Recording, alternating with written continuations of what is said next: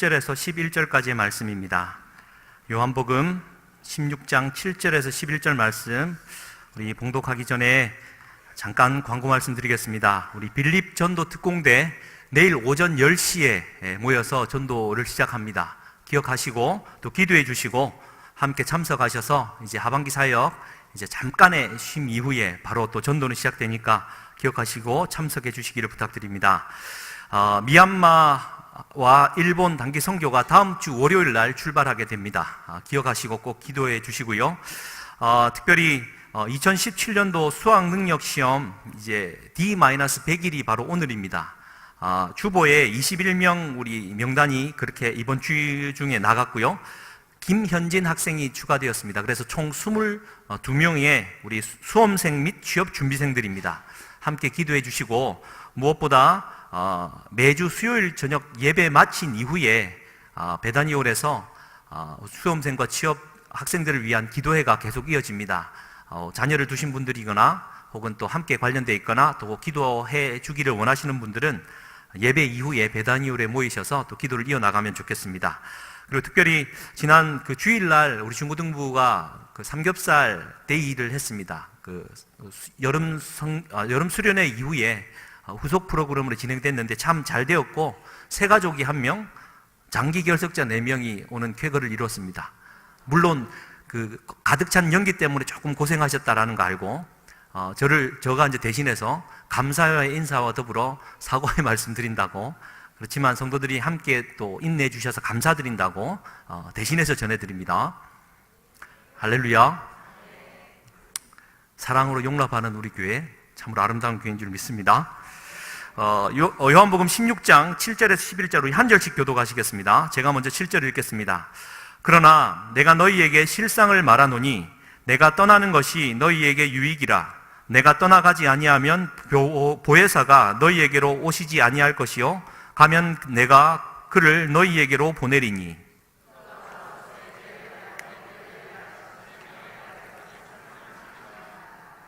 죄에 대하여라 함은 그들이 나를 믿지 아니하며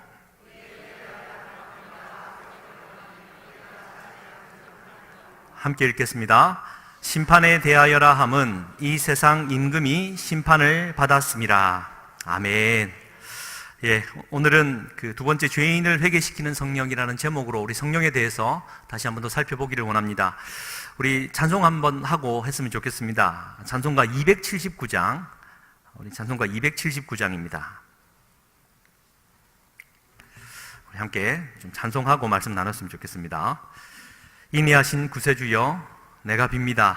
죄인 오라 하실 때에 나를 불러주소서. 주님 주님, 내가 비오니 죄인 오라 하실 때에 날 불러주소서.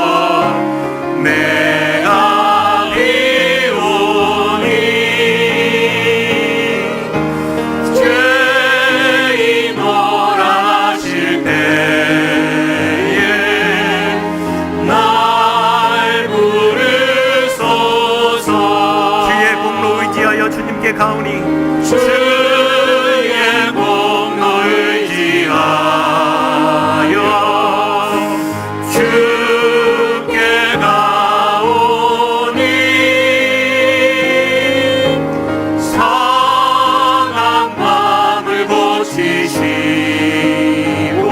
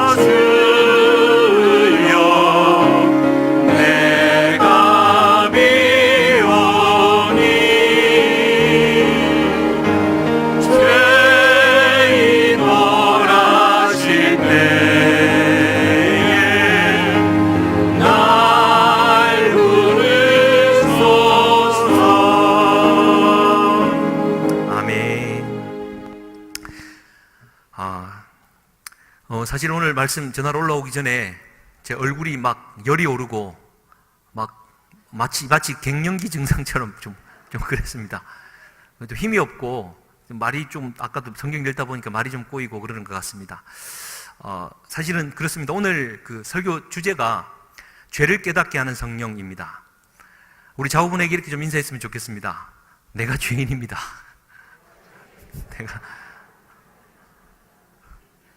부부끼리는 왜 안 하세요?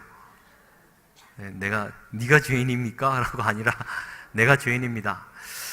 예, 그렇습니다. 인내하신 구세주여, 그 오래된 찬양이지만 참 그렇습니다. 이게 그럴 때가 꼭 있는 것 같습니다. 이 찬양을 할 때 꼭 또 죄에 대해서 얘기할 때는 그 죄가 또 가만히 있지를 못합니다. 이게 좀 그런 것 같습니다. 이게 제일 볼성사나운 꼴이 설교자나 앞에 인도하는 사람이 자기 감정에 취해서 막 말 못하는 건데 뭐 그냥 용서하시고 들으시고 오늘 죄를 깨닫게 하시는 성령에 대해서 좀 나눴으면 좋겠습니다. 우리가 그 성령의 인격에 대해서 나눴죠. 성령은 천지를 창조하시고 독생자를 내어주시며 마지막에는 심판하실 심판주로 되신 성부 하나님과 이 땅 가운데 육신을 입고 오셔서 십자가를 지시고 죽으시고 부활하셔서 우리의 그리스도와 주가 되어주신 예수 그리스도, 성자 예수, 그분들은 다 인격적이신 것만큼 성령 하나님도 인격적으로 우리와 함께하고 있다. 그것을 믿는 것이 먼저다. 성령의 은사를 받는 게 먼저가 아니라 나와 보혜사가 곁에 항상 함께 있도록 부름을 받은 이로써 보혜사로서 계신 성령님을 믿는 것이다. 그 첫 번째 시간이었고 오늘 두 번째 시간으로 성령의 역사에 대해서 살펴볼 겁니다. 성령이 오시면 그분이 역사하시면 어떤 일을 하시는지 요한복음은 너무나도 정확하게, 아니 예수님께서 정확하게 말씀해 주셨습니다. 세 가지 일입니다. 첫 번째가 죄에 대하여, 두 번째가 의에 대하여, 세 번째가 심판에 대하여. 그러니까 여러분 다시 한번 강조합니다. 성령님이 인격적으로 우리에게 오셔서 역사하실 때는요, 불러 파이어 막 넘어가고 이런 은사적인 측면이 아니라 제일 먼저 성령의 역사는 죄를 깨닫게 하신다라는 것이죠. 그러니까 부흥운동을 일으키고 또 성령의 은혜를 많이 입은 성령의 은사로 충만한 사람들이 빠질 수 있는 가장 결정적인 오류는, 특히 우리 순복음 교회가 빠질 수 있는 가장 결정적인 오류는요, 내 죄가 얼마나 심각한지 깨닫지 못한다는 데 있습니다. 성령이 강하게 역사하면요, 죄가 깨달아진다는 것이죠. 성령의 역사는 죄를 깨닫게 하는 겁니다. 이걸 또 뒤집어 표현하면, 그러니까 내가 설교하고 내가 가르치고 내가 리더가 되어 사람들을 이끌어 간다고 할 때 그 사람, 물론 신앙의 연조가 깊으면 좀 보이는 게 있지 않습니까? 이렇게 살아가면 더 좋을 텐데 왜 저 사람은 저 정도 수준에서 저런 선택을 밖에 못할까? 그렇지 않습니까? 그리할 때 빠질 수 있는 오류가, 성령께서 그의 죄를 깨닫게 하시는 일이 곧 성령이 하시는 일인데 내가 그 죄를 깨닫게 해주려는 오류라는 거죠. 성령이 하셔야 되고 하실 일을 내 마음이 급하여 성령의 일을 내가 가로챈다라는 겁니다. 이게 성령으로 충만한 사람들이 빠질 수 있는 오류라는 것이죠. 그래서 오늘 이 말씀도 마찬가지입니다. 제가 서두에도 지금 제 심장이 좀 벌렁벌렁하고 이 죄에 대해서 말씀을 나눌 때는 저도 감당이 안 되기 때문에 늘 그렇습니다만, 여러분 성령이 이 자리에 함께 하십니까? 죄가 깨달아진다는 것입니다. 그 죄가 깨달아져서 견딜 수 없어진다는 것이죠. 세상 사람들은 막 그렇게 살아가는데 내가 세상 사람들이 살아가는 대로 내가 정직하고 착하게 나름 살아가는데 성령이 임하고 나니까 번쩍 정신이 드는 겁니다.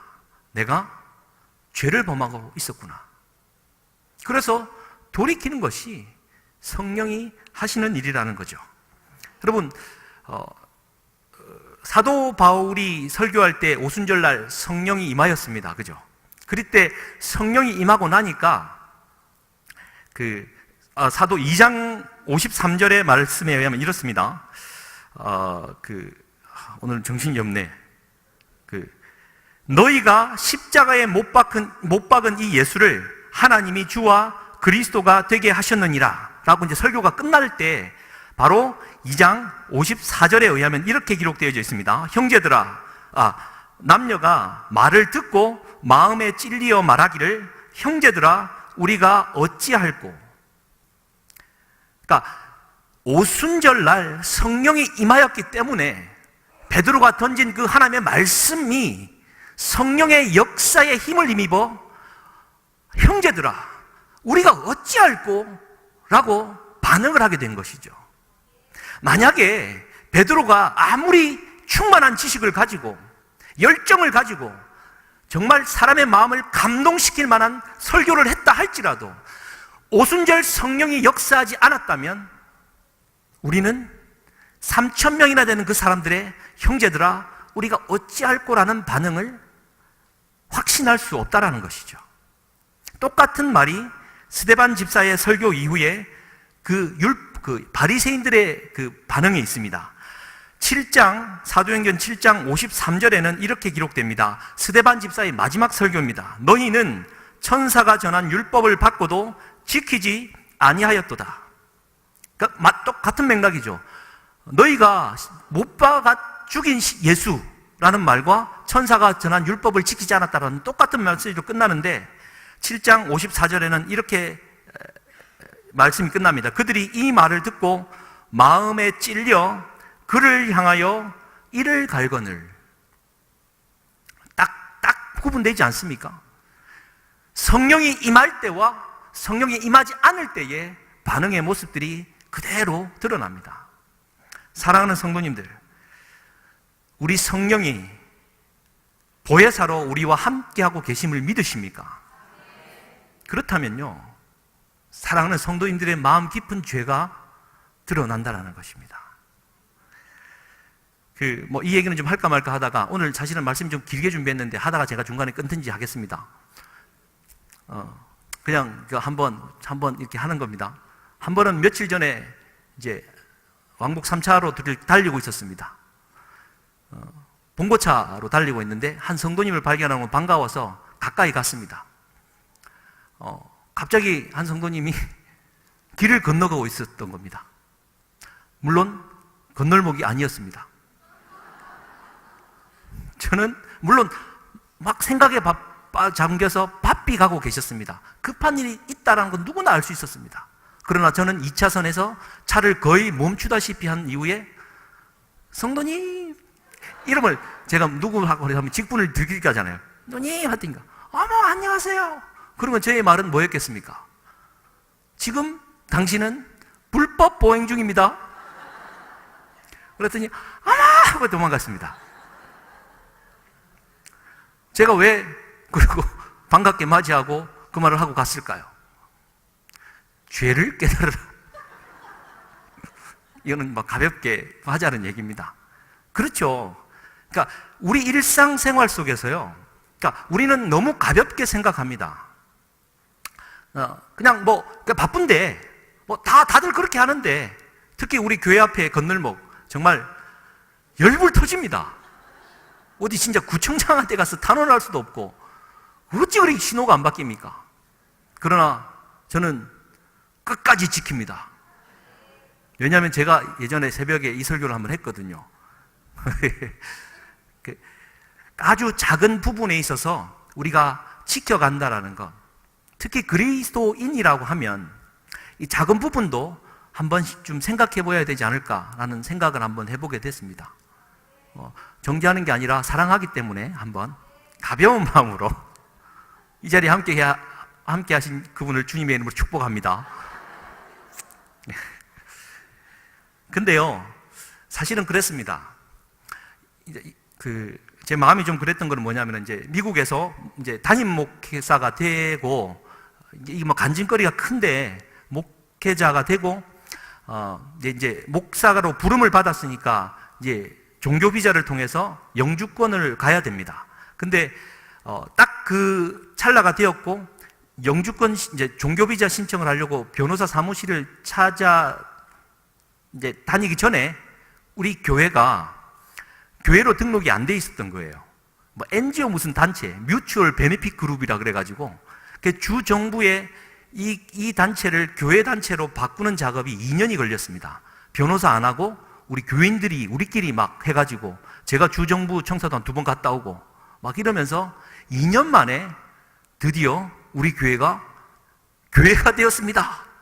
그것도 극적으로 임마누엘이라는 흑인 무슨 판사가 해줬습니다. 성도님들 그랬더니 우리 막 박수치고 난리가 났습니다.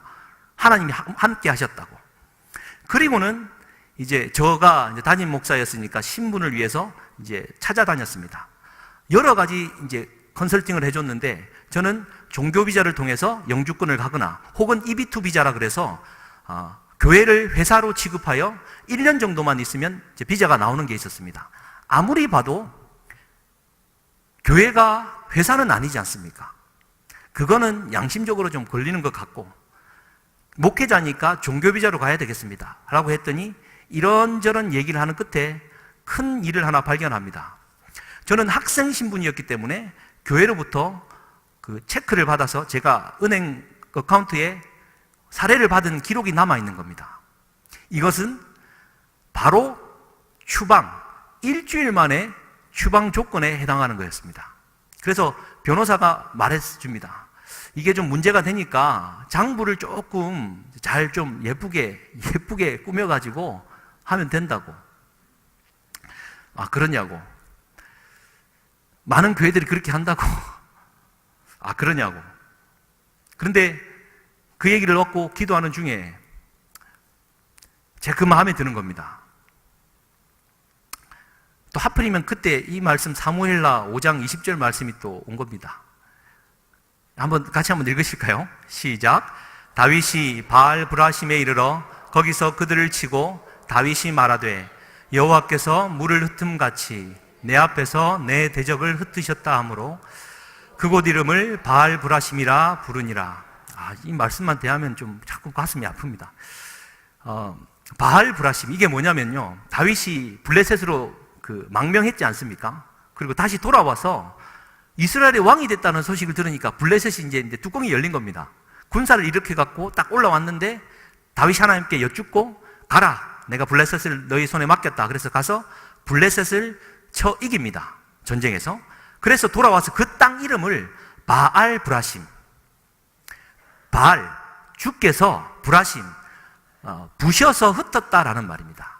근데 여러분 잘 보십시오. 바알이라는 뜻은 주인이라는 뜻이기도 하지만 가나안 땅의 신입니다. 우상이죠.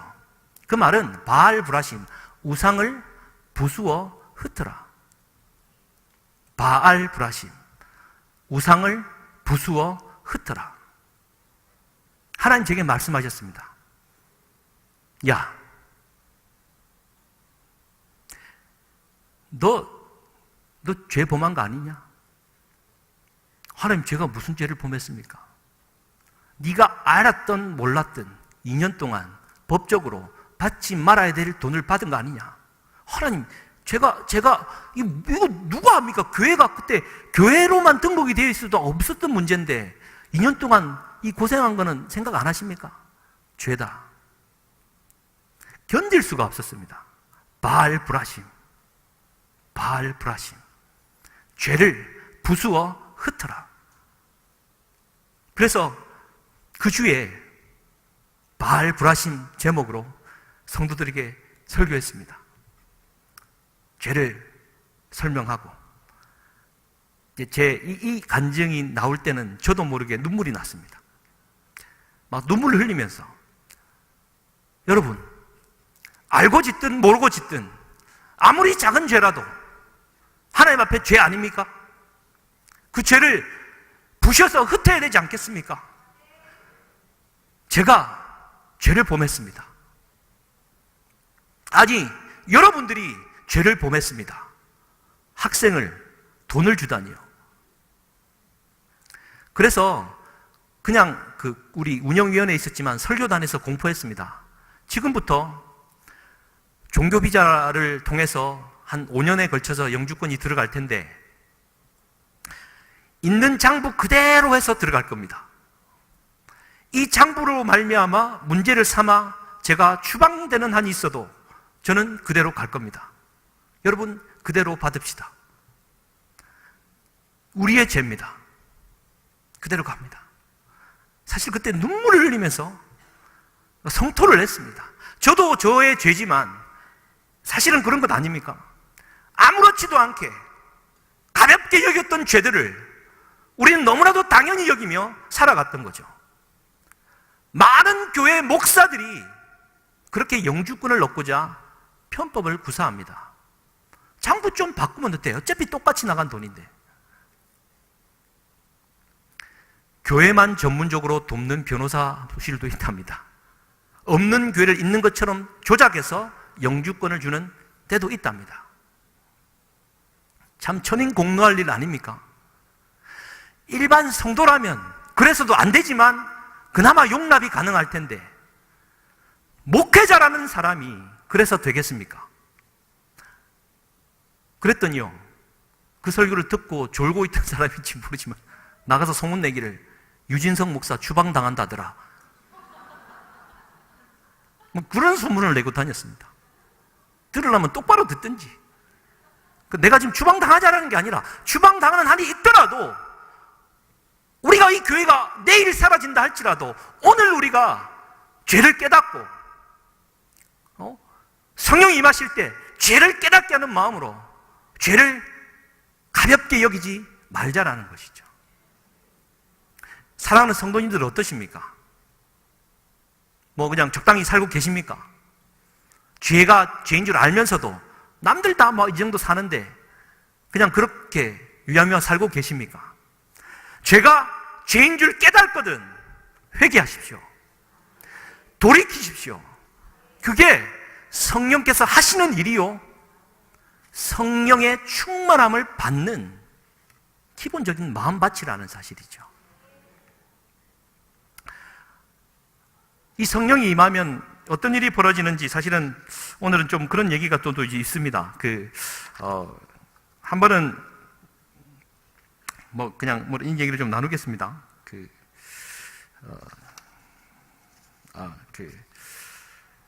제가 교육 전도사 때 일입니다. 이제 교육 전도사가 뭔 일을 하겠습니까? 주일 찬양 예배 설교 한번 시켜주는 것도 감지덕지한 상황이었는데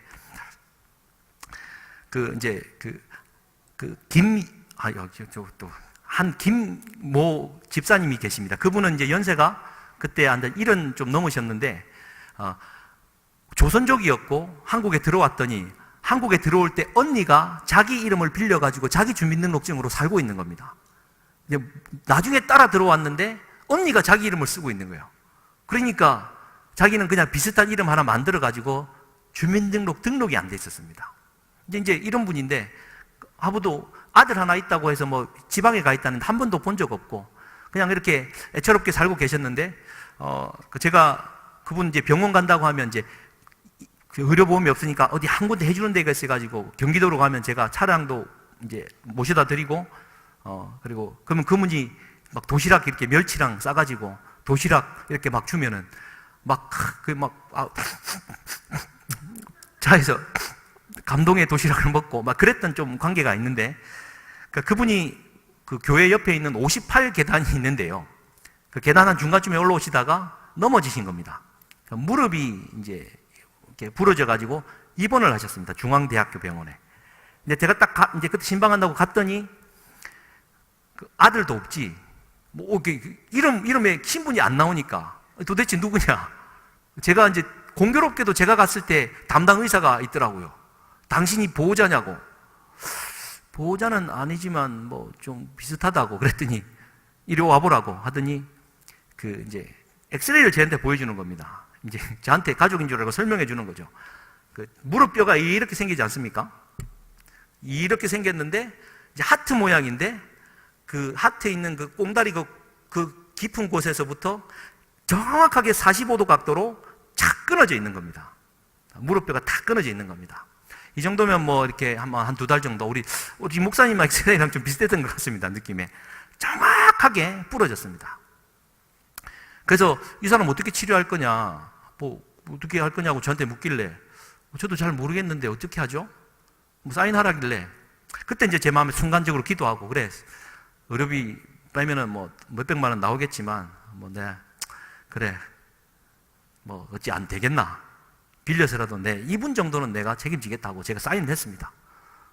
그리고는 교회 가서 담임 목사님한테 엄청 얻어맞을 뻔했죠. 왜 이런 짓을 했느냐. 근데 이제 한심한 교육전도사를 보고 그 목사님 인지하셔가지고 그러지는 못하고 병원장으로 계신 한 장로님이 오셔가지고 저를 호되게 뭐라 했습니다. 뭐 믿고 이렇게 하느냐고. 큰일 난다고. 사실 이제 그런 마음을 듣고 기도하는 중에 또 공교롭게도 그때가 주일 찬양 예배 제 설교 차례여서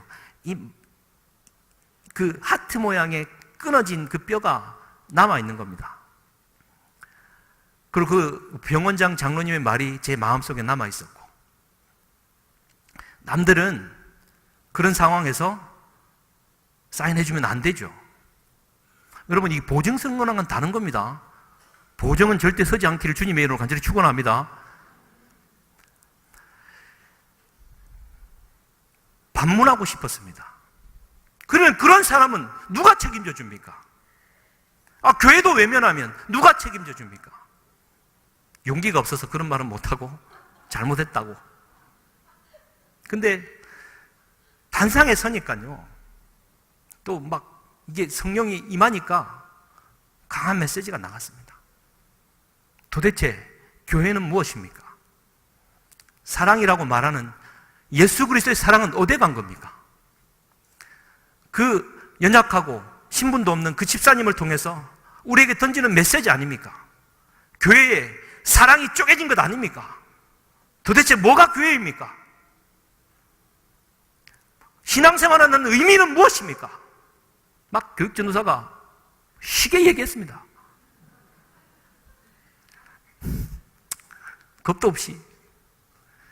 그래서 오늘 불렀던 찬송가 279장을 부르면서 그분이 좋아했던 453장 내 궁핍 밤을 아시고 늘 채워주신 그 찬양하면서 강력하게 했더니요 성령이 임한 겁니다. 그때 아마 치료비가 한 약 500만 원 정도 나온 걸로 기억하는데 여러분 교회에서 한 사람을 편애해서 돈을 지원하거나 해버리면 교회에서 분란 생깁니다. 반란이 일죠. 왜 나는 뭐냐? 저 사람은 뭐냐라고.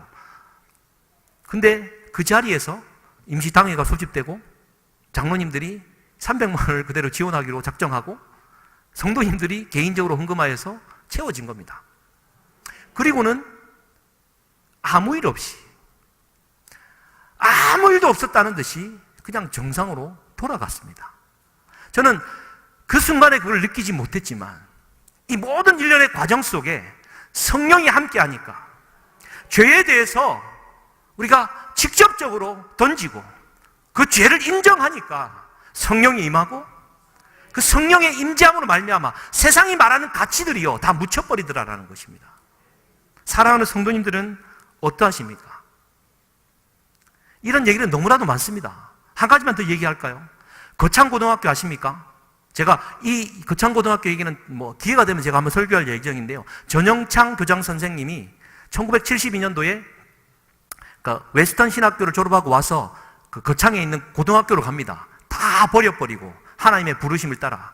그때 그 닉슨 대통령이 동남아시아에 있는 주둔하고 있던 미군들을 위로하고자 로버트 슐츠 박사를 보내게 되는데 전영창 선생과 로버트 슐츠 박사가 동기동창입니다. 기숙사도 같이 있어서 친했답니다. 대구에서 만나서 거창고등학교에 대한 비전을 얘기하니까 슐러 목사님이 감동을 먹고 내가 10만 불을 보내겠다. 그랬더니 그러면 전영창 선생이 그럼 10년 안에 내가 갚겠다. 넘어서 헤어졌습니다.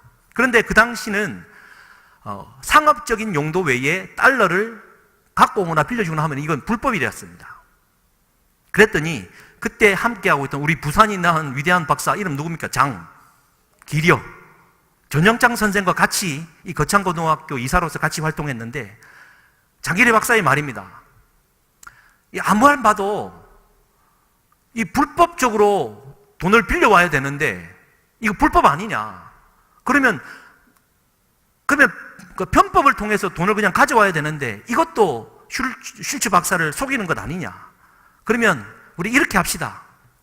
10만 불 그냥 주거나 아니면 10만 불을 그냥 주거나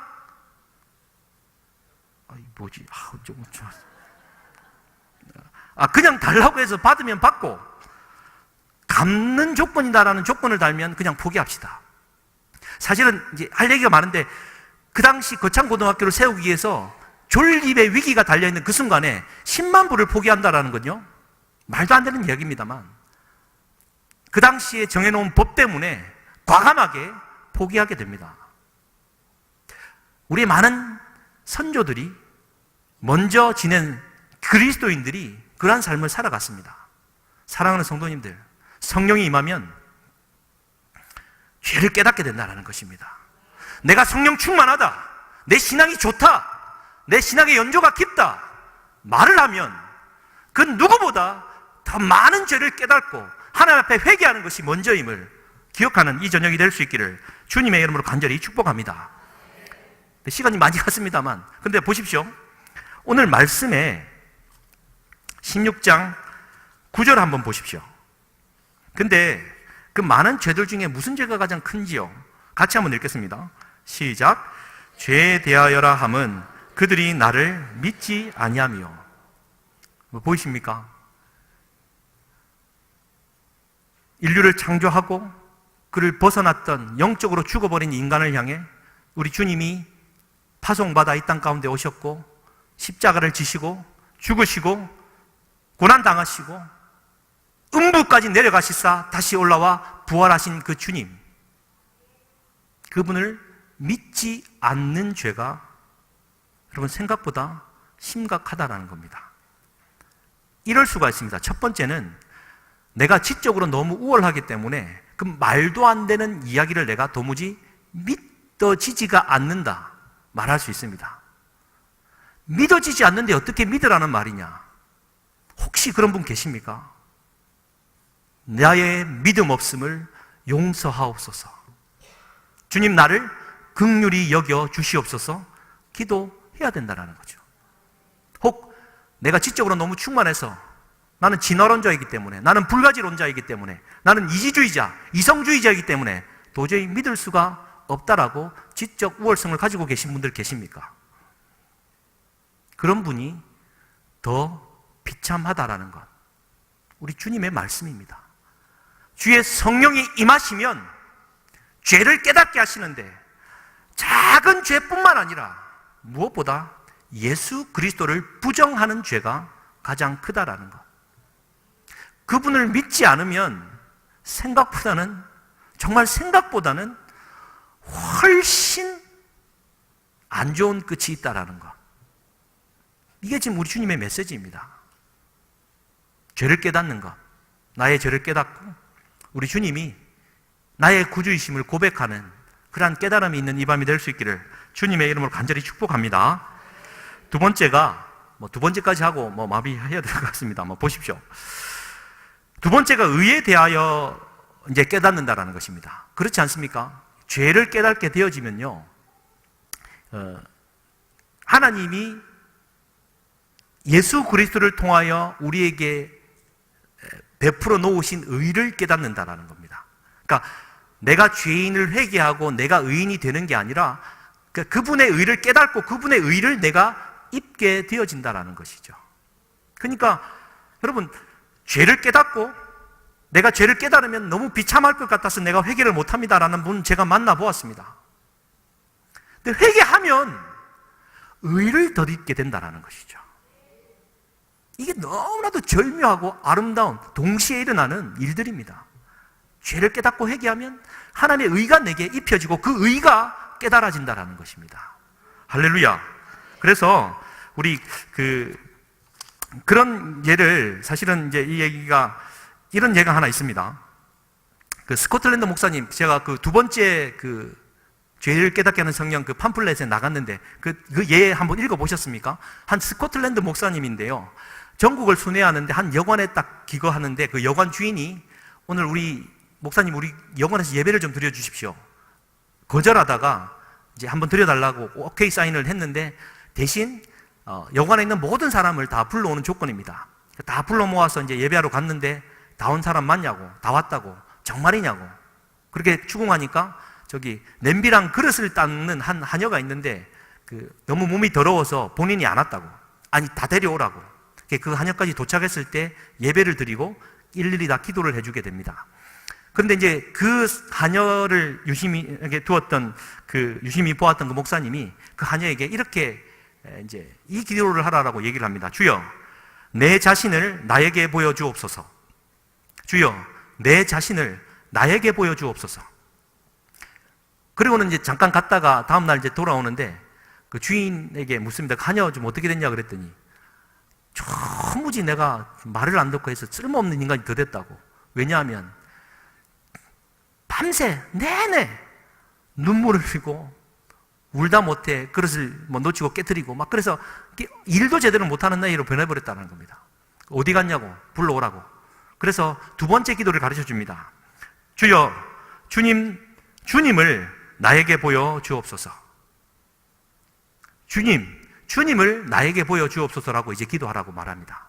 그리고는 몇 년이 지나서 이제 한 여인이 그 목사님에게 옵니다. 목사님 저를 아시겠습니까? 누구시죠?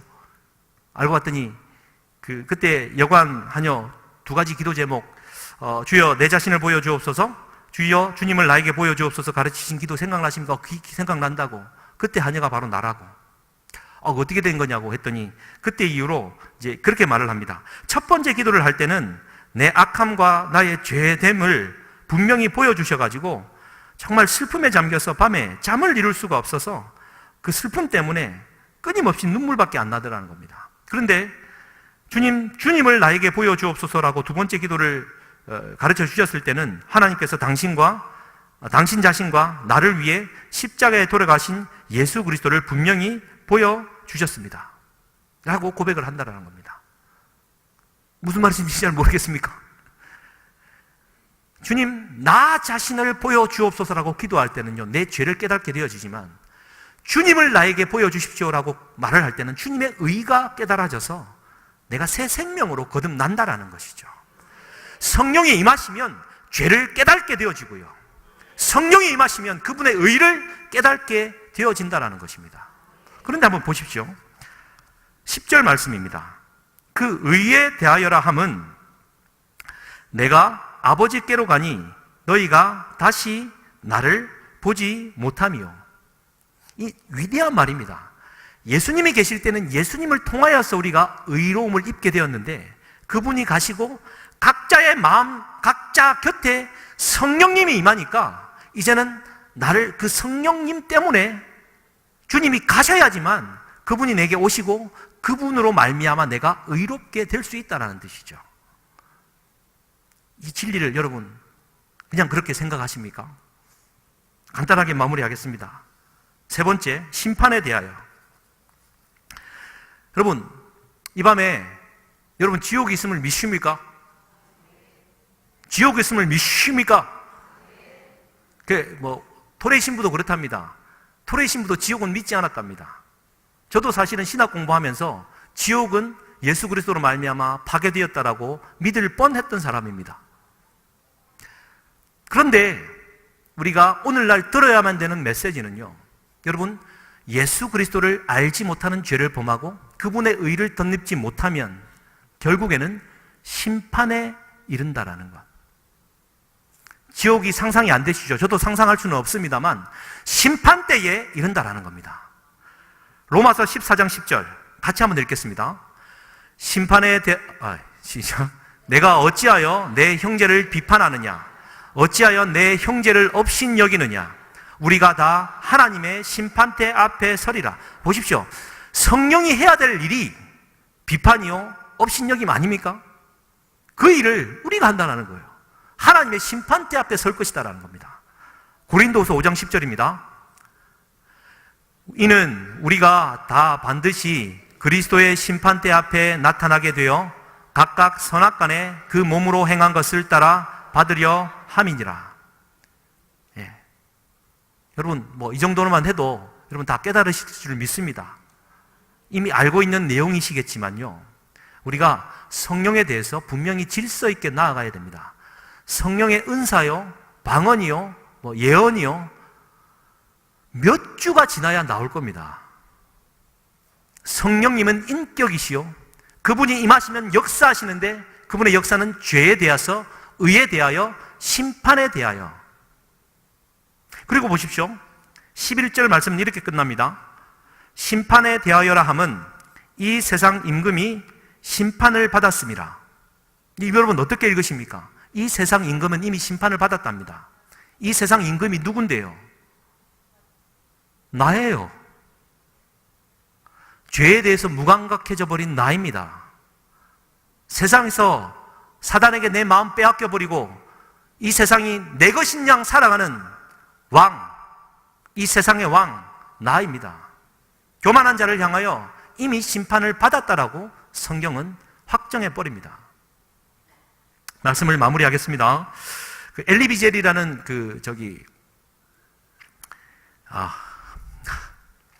엘리비젤, 아우슈비츠 수용소에서 살아나온 위대한 심리학자인데요. 그분이 팔티엘의 비망록이라는 서문에 이런 예가 있습니다. 의인 한 사람이 소돔을 찾아갔습니다. 그는 밤낮으로 거리와 시장을 오고 가며 욕심과 도둑질과 거짓과 무관심을 버리라고 외쳤습니다. 소돔 사람들은 그의 말을 듣고 코웃음을 쳤습니다. 얼마 지나지 않아 그의 말에 귀 기울이는 사람조차 없어졌습니다.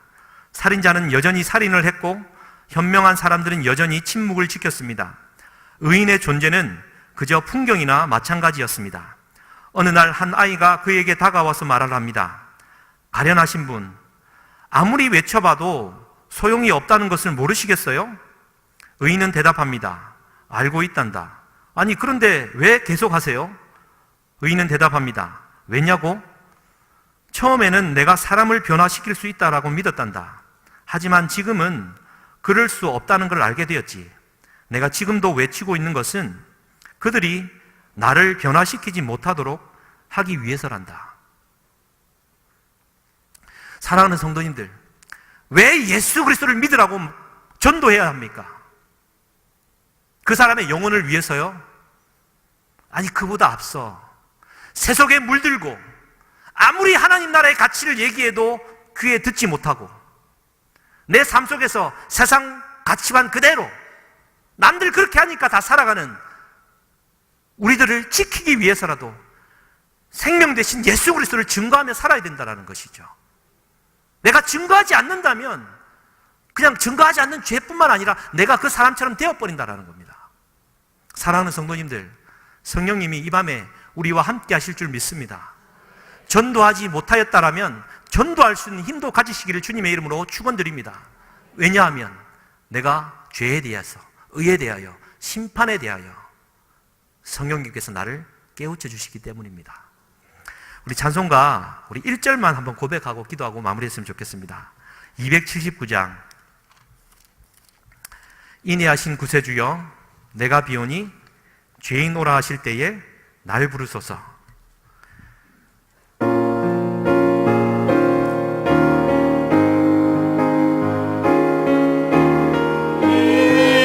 인애하신 구세주여, 내가 비오니 죄인 오라 하실 때 나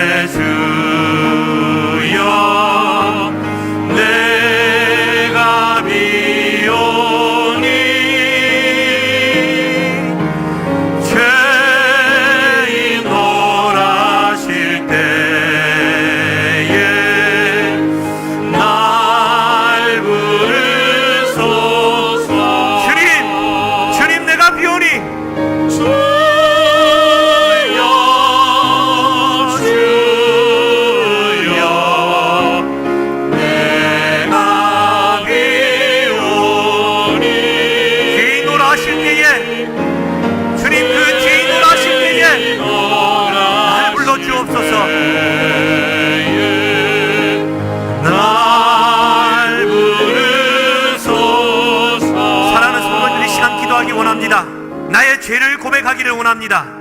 제가 생각나거든 회개하기를 원합니다. 회개할 뿐만 아니라 완전히 돌이키는 삶이 되기를 원합니다. 내가 생각지도 못했던 죄가 생각나거든 주님께 감사하며 기도했으면 좋겠습니다. 주님이 내 안에 계시기에 추워라도 적은 죄마저도 하나님 앞에 거룩한 백성으로 살아가기를 소망합니다. 혹여나 바알을 세상과 양다리 신앙으로 살아가고 있었다면 이미 성령은 내 곁에서 떠난 것은 아닌지 하나님 반성하며 성령을 구하기를 원합니다. 주여 3번 부르짖고 함께 기도하시겠습니다. 주여 주여 주여. 살아계신 하나님 아버지, 하나님 아버지, 이 밤에 우리를 불러주시니 감사합니다. 죄인이라 불러주시니 감사합니다. 내가 죄인임을 잊고 살았음을 용서하여 주시고 하나님 그 누구도 나의 이 죄악과 죄인됨을 구할 수 없음에도 불구하고 우리 주님이 친히 이 땅 가운데 오셔서 나를 구원해 주신 주님이심을 믿어지게 하시니 하나님 감사합니다. 이 밤에 믿음도 하여 주시고 아버지 하나님, 하나님이 적당하게 생각했던 나의 신앙생활 앞에 하나님이 더럽고 추악한 죄악들이 하나님 내 속에 생각나게 하여 주시고 하나님 가볍게 생각하였던 하나님 나의 죄악들의 모습들에 십자가 앞에다 내려놓는 은혜가 이 밤에 있게 하여 주시옵소서. 하나님 성령의 시간 함께 하십니까? 하나님 나와 골수를 찔러 쪼개게 하여 주시고 성령의 시간 함께 하십니까? 죄를 깨닫게 하여 주시옵소서. 죄인으로 하실 때에 하나님 그가 가는 것이 아니라 저 사람이 가야 되는 것이 아니라 나를 불러주시고 내가 가야 됨을 주님 용서하여 주시고 나를 받아 주시옵소서. 하나님, 하나님이여 하나님이 함께 하시옵소서. 주여 이 땅 가운데 삶이 내 육신의 힘을 좇아 세상의 왕된 나를 만족시키는 내 욕망 가운데 살아가는 삶이 제약된 삶임을 깨달아 알게 하여 주시고 하나님의 나라와 의를 먼저 구할 자라는 자들이 되게 하여 주시고 오늘도 그리스도인답지 못한 삶을 살았다면 주여 돌이키게 하여 주시고 그리스도인답게 과감하게 포기할 줄 아는 자가 되게 하여 주시고 넓은 길을 쫓을 것이 아니라 좁은 길을 쫓는 자가 되게 하여 주시고 내 욕망을 쫓는 삶이 아니라 하나님의 삶, 남을 더 유익하게 하는 삶, 십자가의 길을 과감하게 걸어가는 성령 충만한 자들이 되게 하여 주시옵소서. 감사합니다. 주여 살아계신 하나님 감사합니다. 부족한 죄인 또 죄에 대해서 또 이렇게 설교하게 하시니 몸둘 바를 모르겠습니다. 오늘도 죄를 짓고 있는 제가 우리 성령님이 함께하지 않는다면 이 자리에 설 수 없음에도 불구하고 우리 성도들이 함께 듣고 돌이켜야 되기 때문임을 하나님 믿습니다. 이 가운데에 혹 죄가 생각나는 성도님들 있다면 회개케 하여 주시고 성령 충만이 달리 있는 것이 아니라 오늘의 우리의 죄를 회개하고 넓은 길을 택할 것이 아니라 좁은 길을 택하고 섬김을 받는 자리가 아니라 섬기는 자리가 임하고 남을 정죄하는 자가 아니라 나에 대해서 정죄의 칼날을 과감하게 뽑아드는 자가 되게 하여 주시옵소서. 그러나 우리 주님으로 인해 의의 옷을 입혀주신 주님, 날마다 슬퍼하지 않게 하여 주시고 기쁨으로 이기는 자가 되게 하여 주셔서 그리스도의 심판대 앞에 섰을 때에 잘하였도다 착하고 충성된 종아, 네가 작은 일에도 충성하였으니 큰 일에 참여할지어다 주의 음성을 듣는 우리가 되게 하시옵소서. 성령 하나님 감사합니다. 이 밤에도 주의 헌금을 드린 손길들이 있사오니 주님 천배나 더 많은 복들로 채워주시고 주님 앞에 드릴 줄 아는 마음을 주신 만큼 그 삶도 드릴 줄 아는 자가 되게 하여 주셔서 다 자기 욕망을 쫓아 살아가는 그리스도인들로 넘쳐나는 죽어가는 바벨론으로 넘쳐나는 이 시대 위에 주의 몸된 교회 살아 숨쉬는 신앙인들 되게 하여 주시고 우리 목사님의 발목을 부르뜨리신 주님, 우리가 부러져야 되는 뼈는 아니었는지, 혹 우리가 믿음이 부러진 건 아닌지, 사랑이 부러진 건 아닌지 우리가 보게 하여 주시고, 목사님의 회복을 통하여서 우리 모두의 회복을 보게 하고 체험케 하여 주시옵소서. 감사드리며 예수 그리스도의 이름으로 기도드리옵나이다. 아멘. 하늘에 계신 우리 아버지여, 이름이 거룩히 여김을 받으시오며 나라의 임하옵시며 뜻이 하늘에서 이루어진 것 같이 땅에서도 이루어지이다. 오늘날 우리에게 일용할 양식을 주옵시고, 우리가 우리에게 죄 지은 자를 사하여 준 것 같이 우리의 죄를 사하여 주옵시고, 우리를 시험에 들게 하지 마옵시고 다만 악에서 구하옵소서. 대개 나라와 권세와 영광이 아버지께 영원히 있사옵나이다. 아멘. 우리 계속해서 기도하실 텐데, 기도 이후에 우리 배단위홀에서 수험생들을 위한 기도회가 있음을 잊지 마시기를 부탁드립니다. 우리 주여 삼창하시고 기도하시다가 자유롭게 돌아가시겠습니다. 주여, 주여,